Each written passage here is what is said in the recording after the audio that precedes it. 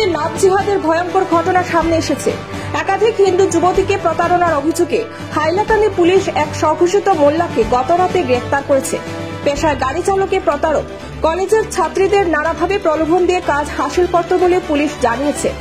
ধৃত স্বঘোষিত মোল্লার নাম হজ্জাতুল আলম লস্কর বলে জানা গেছে। 25 বছরের হজ্জাতুলকে পুলিশ হাইলাকান্দি শহরের নিকটবর্তী বাহাদুরপুর গ্রাম থেকে গ্রেফতার করেছে।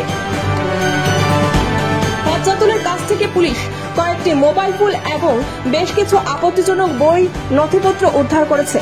যুবকের সঙ্গে বড় মৌলবাদী একটি চক্রের জড়িত থাকার সন্দেহ করা হচ্ছে। হাইলাকান্দি শহরের হিন্দু মেয়েরা কিভাবে বাহাদুরপুর গ্রামের এই গাড়ি চালকের সংস্পর্শে আসছিল তা নিয়েই উঠছে প্রশ্ন।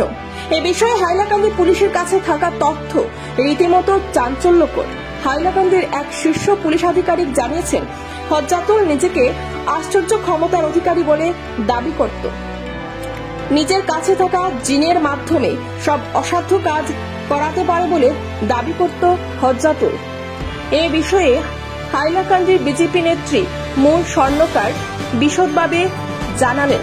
হজ্জাতুল বলি এটা লৰা 25-26 বছৰৰ নিজকে মোল্লা বুলি পৰিচয় দিয়ে আৰু স্কুল বা কলেজৰ মাইনাৰ এজৰ ছোৱালীবিলাকক সি প্ৰলোভন দিয়ে যে তেওঁলোকক পৰীক্ষাত পাছ কৰাই দিব, তেওঁলোকৰ সমস্যা সমাধান কৰি দিব।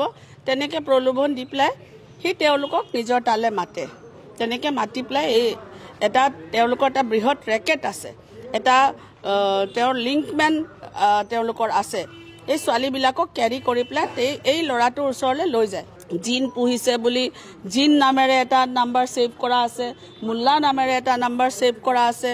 তাৰপিছত ছোৱালীজনীক জিন বুলি বিভিন্ন ধৰণৰ অশ্লীল ফটোজ বিচাৰে, কিবা কিবি বিচাৰে, সেইবিলাক আদান প্ৰদান পৰ্যন্ত হৈছে। গতিকে ইমান ডাঙৰ এটা কথা শুনি পেলাই আমি ইয়াতে মাননীয় আমাৰ SP মেডাম আছে, তেখেতৰ লগত ডিছকাছ কৰিলোঁ। মেডামে লগালগ একশ্যন ল'লে। যোৱাকালি আমি মেডামক গোটেই বস্তুটো জনালোঁ। ভিক্টিম আৰু ভিক্টিমৰ দেউতাক আহিছিলে।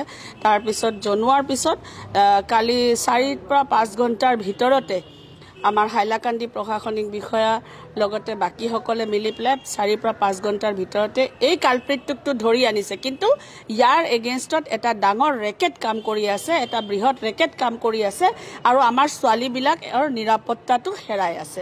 গতিকে আজিৰ তাৰিখত মাননীয় মুখ্যমন্ত্ৰী ডক্টৰ হিমন্ত বিশ্ব শৰ্মাদেৱৰ নেতৃত্বত যি চৰকাৰ চলি আছে, তেখেতক ধন্যবাদ জনাইছোঁ যে তেখেতৰ ষ্ট্ৰিক্ট ইনষ্ট্ৰাকশ্যনত প্ৰম্প্ট একশ্যন হৈছে আৰু আমাৰ SP মেডামে বহুত ধুনীয়াকৈ এই বস্তুটো ছাকচেছফুলি অভাৰকাম কৰিছে।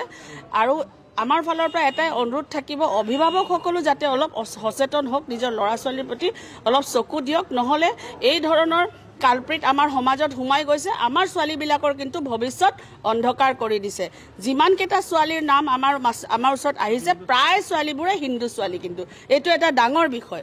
গতিকে মই ভাবোঁ যে এই ৰেকেট উৎখাত কৰিবলৈ প্ৰশাসন যি ধৰণে কাম কৰিছে, মাননীয় মুখ্যমন্ত্ৰী মহোদয়ে যি ধৰণে ষ্ট্ৰিক্ট একশ্যন লৈছে, তাৰ লগে লগে অভিভাৱকসকলো কিন্তু অলপ সচেতন হোৱাৰ প্ৰয়োজন আছে।